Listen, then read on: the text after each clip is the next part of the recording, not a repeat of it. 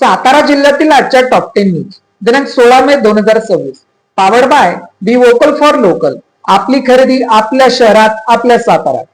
सातारा येथे पंतप्रधान आवास योजना मिळवण्यासाठी शेकडो बसेस वाहनांचा ताफा. मुख्यमंत्र्यांच्या कार्यक्रमात इंधन काटकसरीचा धूर. ग्रामीण बससेवा कोलमडली. पंतप्रधान नरेंद्र मोदी यांच्या इंधन बचतीच्या आव्हानाला प्रतिसाद म्हणून मुख्यमंत्री देवेंद्र फडणवीस यांनी गोरेवाडी वर्षा निवासस्थानातून मंत्रालयापर्यंत बुलेटवरून प्रवास केला. पण आज दुसऱ्या दिवशी साताऱ्यात पंतप्रधान आवास योजना मेळाव्याचे जंगी आयोजन करण्यात आले होते. यावेळी माणसे जमवण्यासाठी भाजपाने शेकडो एसटी बसेस आणि वाहनांचा ताफा तैनात केला. मुख्यमंत्र्यांच्या उपस्थितीत कार्यक्रमात इंधन काटकसरीचा धूर निघाला असून भाजपाच्या कथने आणि करणीतील विरोधाभास स्पष्टपणे समोर आला आहे, अशी संतप्त प्रतिक्रिया जनतेमध्ये उमटत आहे. लाभार्थी मेळाव्याकरता माणसे जमवण्यासाठी शेकडो एसटी बसेस तैनात केल्यामुळे जिल्ह्यातील ग्रामीण भागातील सेवा मात्र कोलमडून पडली. आपापल्या कामांसाठी केवळ एसटीवर अवलंबून असलेल्या सर्वसामान्य गोरगरीब जनतेचे, विद्यार्थी, नोकरदार वर्गाचे त्यामुळे मोठे हाल झाले. पेट्रोल डिझेलच्या भाववाढीने सामान्यांचा खिसा मोकळा. पेट्रोल डिझेल किमतीमध्ये शुक्रवारपासून वाढ झाल्याने ग्राहकांमधून संताप व्यक्त केला जात आहे. साताऱ्यात पेट्रोलचा भाव प्रति लिटर मागे 108 रुपये तर डिझेलचा भाव 94 रुपयावर गेल्याने नागरिकांच्या खिशाला मोठी आर्थिक झळ सोसावी लागत आहे. घरातील स्वयंपाकासाठी लागणारे गॅस सिलेंडर सर्वसामान्यांचे कोंबडे मोडले होते. आज ग्रामीण भागात 45 दिवसांनी गॅस सिलेंडर टाकीचा पुरवठा होत आहे. ज्यांना गॅस महिनाभरात जातो त्यांनी पुढील 15 दिवस काढायचा प्रश्न देखील नागरिकांना सतावत आहे.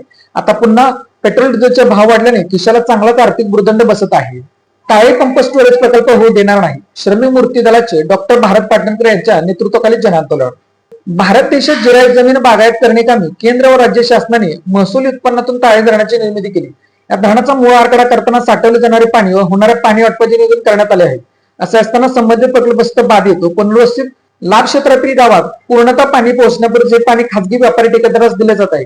या विरोधात आम्ही तारे धरण ते उमरज येथील तारे नदीवरील व पुढे कृष्णा नदीवरील दोन्ही तीरावरील लाभधारक आणि उपसा सिंचन संस्थे शेतकरी यांच्या वतीने हे आंदोलन तारे धरण पंप स्टोरेज प्रकल्पाचे काम पूर्णतः बंद करण्याचे नियोजन केलेले आहे. यासाठी ज्या ठिकाणी पंप स्टोरेज प्रकल्प चालू आहे त्या ठिकाणी काम बंद होण्यासाठी जमलेलो आहोत. जोपर्यंत काम बंद होत नाही तोपर्यंत आम्ही मागे हटणार नाही, असे प्रतिपादन डॉक्टर भारत पाटणकर यांनी केले. साताऱ्यात 52व्या हिंदकेसरी कुस्ती स्पर्धेला प्रारंभ. देशभरातील नामांकित मल्लांची उपस्थिती. लाल मातीतल्या दरवाढीने भरलेल्या वातावरणात आणि कुस्ती शौकीनांच्या उत्स्फूर्त जल्लोषात 52व्या हिंदकेसरी स्पर्धेचा शानदार शुभारंभ झाला. देशभरातील नामांकित मल्ल कुस्तीप्रेमी आणि मान्यवरांच्या उपस्थितीत शाहू स्टेडियम सातारा येथे हे उद्घाटन करण्यात आले. शासकीय दाखल्यांसाठी सेतूवाल्यांची वर कमाई. विविध दाखल्यांसाठी लाभार्थ्यांची कोंडी. अव्वाच्या सव्वा पैशाची मागणी. शाळा तसेच कॉलेजचे नवीन शैक्षणिक वर्ष 15 जून पासून सुरू होत असून विद्यार्थ्यांना लागणारे विविध प्रकारचे शैक्षणिक दाखले काढण्यासाठी सेतू कार्यालयात गर्दी होण्यास सुरुवात झाली आहे. ही संधी ओळखून सेतूवाल्यांनी आपली वर कमाई सुरू केली आहे. दाखल्यांसाठी 500 ते 1000 रुपयांची मागणी होत असल्याच्या तक्रारी लोकांमधून होत आहे. याबाबत जिल्ह्यातील सर्व तहसीलदारांनी विभागात चालवत असणाऱ्या सेतू केंद्रवाल्यांना कानपिचके देऊन योग्य दराची आकारणी करणे सांगणे आवश्यक आहे. शाळांमध्ये होणारी बेकायदेशीर वह्या पुस्तके विक्री थांबवा. शैक्षणिक साहित्य विक्रेता संघटनेच्या पदाधिकाऱ्यांचा उपोषणाचा इशारा. शिक्षण सभापती यांची भेट घेऊन दिले निवेदन. खाजगी शाळांकडून गणवेश, बूट, पाठ्यपुस्तके व इतर शैक्षणिक साहित्य ठराविक विक्रेत्यांकडून खरेदी करण्याची सक्ती होत आहे. त्यामुळे शिक्षण विभागाकडे तक्रार करून याची दखल घेतली जात नाही. याबाबत न्याय मिळालेलं सामूहिक उपोषण करण्याचा इशारा शैक्षणिक साहित्य विक्रेता संघटनेच्या पदाधिकाऱ्यांनी दिला आहे. संघटनेच्या शिष्टमंडळाने गुरुवार जिल्हा परिषदेचे शिक्षण व अर्थसमितीचे सभापती तेजस्विनी कदम यांची भेट घेऊन त्यांना निवेदन दिले. या निवेदनात म्हटले आहे की खाजगी शाळांकडून गणवेश, बूट, पाठ्यपुस्तके व इतर शैक्षणिक साहित्य ठरवून विक्रेत्यांकडून खरेदी करण्याची सक्ती होत आहे. याला आळा घालावा, नाहीतर आम्ही आंदोलन उपोषण करू, असा इशारा त्यांनी दिला आहे. शेनोली लोक कराडे घरफोडीत 2 लाखांच्या दागिन्यांसह 50,000ची रोकड लंपास. बंद असलेल्या घरात अज्ञात चोरट्यांनी घरफोडी करीत 2 लाख रुपये किमतीचे सोन्या चांदीच्या दागिन्यासह सुमारे 50,000 रुपये रोख रक्कम लंपास केली आहे. शेनोली तालुका कराड येथे शुक्रवारी हा प्रकार उघडकीस आला. या प्रकरणी अज्ञात चोरट्याविरोधात कराड तालुका पोलीस ठाण्यात गुन्हा दाखल करण्यात आला आहे. प्रसाद प्रकाश कंसे व 32 राणा शेनोली तालुका कराड यांनी पोलीस ठाण्यात फिर्याद दिली आहे. वादळी वाऱ्याने झाडे पडल्याने विद्युत तारा तुटल्या. कोयना विभाग अंधारात. कोयना विभागातील 105 गावांमध्ये बुधवारी सायंकाळी झालेल्या वादळी वाऱ्यामुळे मोठ्या प्रमाणात झाडे पडली. अनेक ठिकाणी विद्युत तारा तुटल्याने बहुतांश गावे अंधारात गेली आहेत. जावळी आणि महाबळेश्वर तालुक्यात दुर्गम भागात पसरलेल्या कोयना विभागात वादळी वाऱ्याचा मोठा फटका बसला. झाडे कोसळल्याने अनेक ठिकाणी वीज वाहण्याचे नुकसान झाले असून विद्युत पुरवठा खंडित झाला आहे.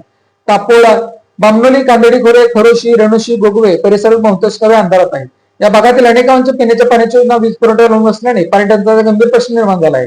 तसंच विद्युत तारा तुटल्यामुळे मोबाईल इंटरनेट बंद पडले असून अनेक गावांचा संपर्क तुटला आहे. कोरेगाव पुसेगाव महामार्गावर अपघातांची मालिका 7 वर्ष बसून रखडलेल्या रस्त्याच्या कामामुळे प्रशासनाविरोधात संताप. अजून किती बळी जाणार, नागरिकांचा सवाल. कोरेगाव पुसेगाव महामार्गावर अपघातांची मालिका सुरू. 7 वर्षांपासून रखडलेल्या रस्त्याच्या कामामुळे प्रशासनाविरोधात संताप. अजून किती बळी जाणार, नागरिकांचा सवाल. कोरेगाव पुसेगाव महामार्गावर आयशर टेम्पो आणि वॅगनो कार यांच्या समोर भीषण धडक होऊन गंभीर अपघात झाला. या अपघातामध्ये केवळ नैसर्गिक कारण नसून प्रशासन निष्काळजीपणा हेच मुख्य कारण आहे. गेली तब्बल 7 वर्षे वडाची वाडी सांगवी फाटा परिसरात सुमारे 20 फुटांचा रस्ता अपूर्ण अवस्थेत ठेवण्यात आला आहे. एका बाजूला सिमेंटचा रस्ता तर दुसऱ्या बाजूला माती खड्डे आणि उंचलगू पृष्ठभाग अशी धोकादायक परिस्थिती निर्माण झाली आहे. परिणामी दोन्ही बाजूने येणाऱ्या वाहनांचा अर्धवट सिमेंट रस्त्यावर समोर यावे लागते. याच कारणामुळे हा भाग अक्षरशः अपघाताचा पॉईंट बनला असून येथे वारंवार अपघात घडत आहेत. तर हे जिल्हा प्रशासन याकडे लक्ष देत नसल्यामुळे नागरिकांकडून संताप व्यक्त केला जात आहे. वाई तालुक्याच्या पश्चिम भागात महावितरणचा बेजबाबदार कारभार, नागरिक संतप्त, आंदोलनाचा इशारा.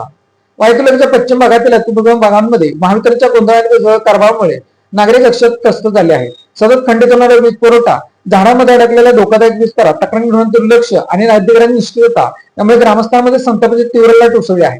उन्हाळ्याच्या कडाच्या कोड्यात हे दिवसभर वीज गायब राहत असून रात्री 10 वाजेपर्यंत वीज पुरवठा सुरू होत नसल्यामुळे जनजीवन पूर्णपणे विस्कळीत झाले आहे.